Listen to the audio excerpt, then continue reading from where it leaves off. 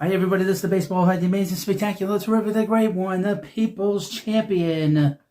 Your host, I want to welcome back to the Baseball Head. Hopefully you like this video. And hit that subscribe button. So before we get this video, there's a little news. I posted it on Saturday night, but the Mets have signed to a minor league contract Craig Kimbrell, who is probably going to be a Hall of Famer. You look at his numbers, specifically with the Braves, just out of sight. But they're going to bring him in. They're going to invite him to Major League Camp. We'll see if he has anything left. I mean, he's been kind of struggling here and there over the last few years. He's not really a closer. He's just a reliever at this point in his career, but he is a player of note. But just keep an eye on that if you haven't seen it. But I'm going to detail on some of the things that the Mets are trying to do. I know you all love rumors. What the Mets are trying to do this offseason. This has been a off-season of upheaval. Everyone upset, everyone pissed off, not your host. Because at the end of the day, it's not really that important, but it's important enough to do videos on and talk about for many years. But, so, the Mets, I'm not going to go through the whole litany of all the players that have gone from this team. We've done that infinitum. I'm not going to go through it. It's not that important anymore. We're moving on. But Joel Sherman put out an article from the New York Post, and he detailed all the different things, all the little machinations of David Stearns and what he was trying to do with this club. Shifting focus when this guy didn't sign, that guy didn't sign. But here's the headline from MLB Trade Rumors. They sum it up pretty good. Details the Mets offseason pursuits. The Mets offseason has seen a bevy of major names both coming and going off the roster. New York Post Joel Sherman provides a nice breakdown of both the team's moves and some of the behind-the-scenes plans or backup plans that went into these transactions. Sherman's piece also details some free agent and trade candidates who hadn't been previously cited as Mets targets, including Ranger Suarez, who we knew about, Ryan Weathers we didn't, Johan Aviado we didn't know about, and Pirates hurlers Bubba Chandler and Braxton Ashcroft. New names. New York's trade for Freddie Peralta earlier this week helped the Mets finally secure the frontline rotation help they've been seeking all winter, or really the last couple of years, which helped because many of the other pitchers the team was exploring had already changed teams. The Yankees acquired Weathers from the Marlins 2 weeks ago. The Red Sox landed Oviedo from the Pirates in early December, and Suarez signed with the Red Sox last week as well on a 5-year, $130 million contract. That type of long-term deal for a pitcher was thought to be outside of the Mets' comfort zone, as multiple reports indicated the team preferred shorter-term arrangements when trying to find rotation help. The same was largely true of the Mets' position player pursuits, as the team offered Kyle Tucker 4 years and then landed Bo Bichette on a 3-year deal with 2-player opt-out clauses. If Bichette hadn't signed and Suarez had remained available, Sherman wrote that the Mets would have pivoted to try to upgrade the rotation willingness to do the 5 years at $130 million. Boston did. So all the naysayers got it wrong. No kidding. Because there is no leaks out of the Mets front office. It's an example of how the offseason can be a series of sliding doors, with teams' priorities quickly changing when other teams start making moves and various star players lead the board.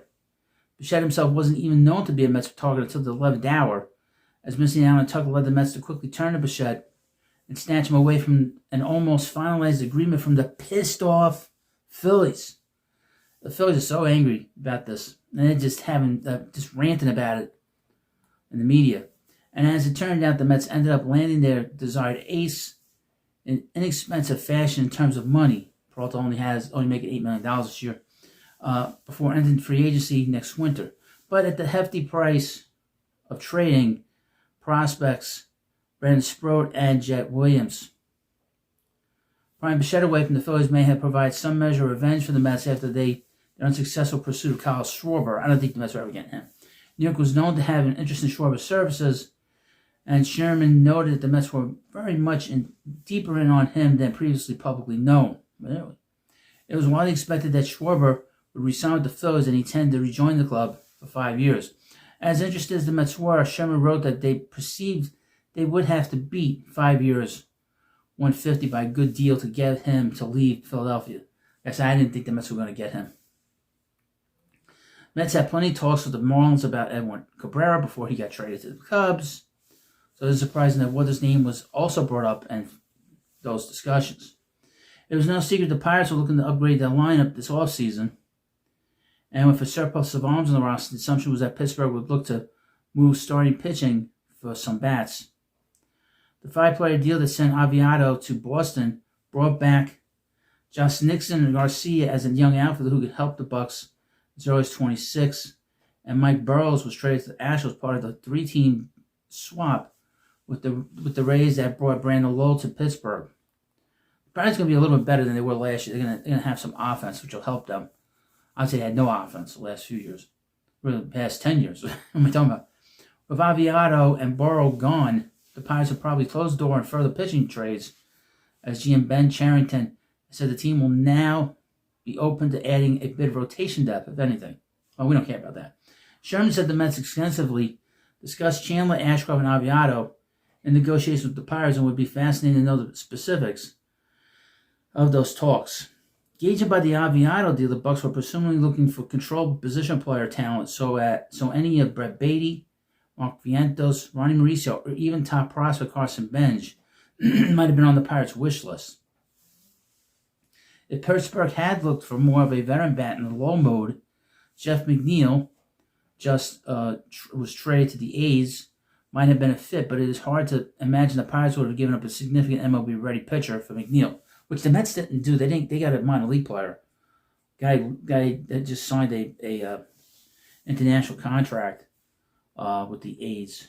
But this is a fascinating stuff when you go through the minutia of what's going on behind the scenes. Also, I think part of the article also went behind the scenes on the Pete Alonso negotiations. The Mets were kind of offering him a 3 to 4 year deal, and they were kind of talking with him about making him like a DH 5 out of every 7 games. So the Mets recognized, I think Pete recognized that his days as a regular first baseman was kind of over. And I think they kind of told him that.